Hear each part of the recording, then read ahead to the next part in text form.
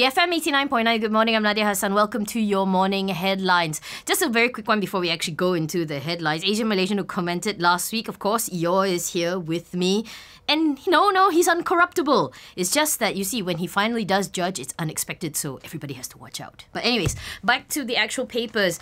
The headlines today are actually quite scattered, but there seems to be one recurring theme, which is, of course, Budget 2015, which comes out tomorrow. New Straits Times, below this picture of the blood moon, I actually haven't seen it yet. Do, tell us if you actually have and whether it was as amazing as they say. But basically talk about 3 targets, saying that money saved from fuel subsidy. They're trying to justify the fact, of course, that prices at the pump have gone up. They're talking about how, you need to improve public transport infrastructure. And so far, the country has actually spent about 68.5 billion on fuel subsidies alone. Of course, it's not just at the pump. They also do it for industries as well. So these fuel price rises, although most people are trying to expect it, it's very hard to kind of like swallow, I suppose, when they don't see or they don't assume the distribution is fair. But yes, one of the things to look out for budget. Star also talks about budget, talking about sweet home deals, saying how middle-income Malaysians will now find it easier to get a loan, because it's been talking that there might be tweaks to Prima or One Malaysia People Housing Program. I mean, it's quite disheartening, right, these days when, as a young grad, there's no way you find it very hard to kind of afford a house. Now, affordable housing is being rated for 300,000 to 400,000. That's still quite a steep bill to kind of foot, and one hopes that they will tweak it so that it really does look like it's more affordable. And then there was this mention also that maybe properties under 400,000 might get exempted for GST. Hopefully that comes true. It would actually probably help people's pockets. Yes, you do need to collect taxes, but of course it's back down to the fair distribution. So that's hopefully this actually comes true, because if it doesn't, you know what? Your will judge you. I'm going on to Malay Mail, talking about how no entry for heavy vehicles on public holidays proposal. This is actually not really new. Every time there's a public holiday and there's a mad rush to go home, inevitably there'll be accidents. You wonder whether it's just because of the heavy vehicles or because we are just not good drivers. I mean, is it time to face the fact that really Malaysians just don't have any patience when it comes, especially when you're sitting in traffic jams? It's true, some people get behind a wheel and suddenly the horns all come out. But whether or not this will actually help, Sun goes on its social route with going crack down soon. Special team to combat illegal gambling, vice and secret societies.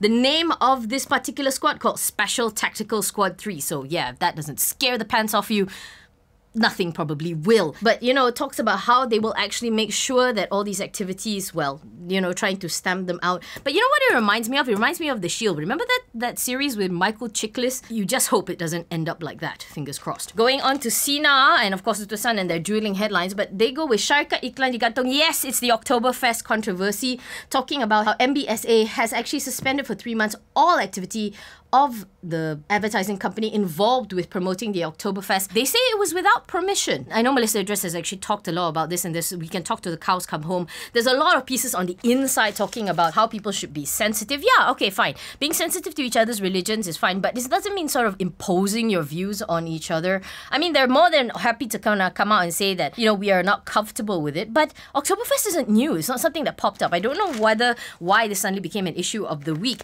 Otosan goes with Saita Akan Tunduk, talking about how Izuri Ibrahim is not going to bow to pressure to give his apology to Lim Guan Eng. He says stands firm, and well, the way the quote sounds, it sounds like he's standing his ground, saying that, I think I'm right, I'm going to stand by that.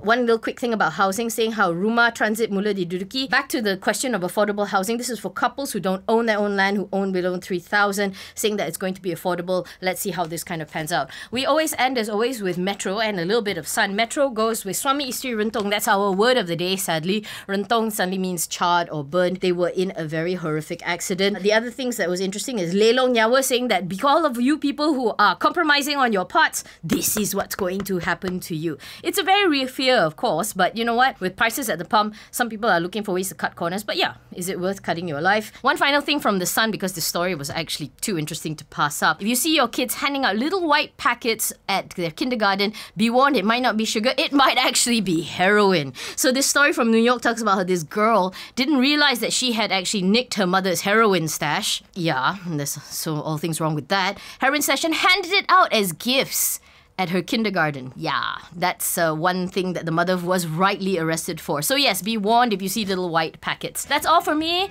I'm Nadia Hassan, and this has been your morning headlines on BFM 89.9. Happy Budget Day. May we all get what we wish for.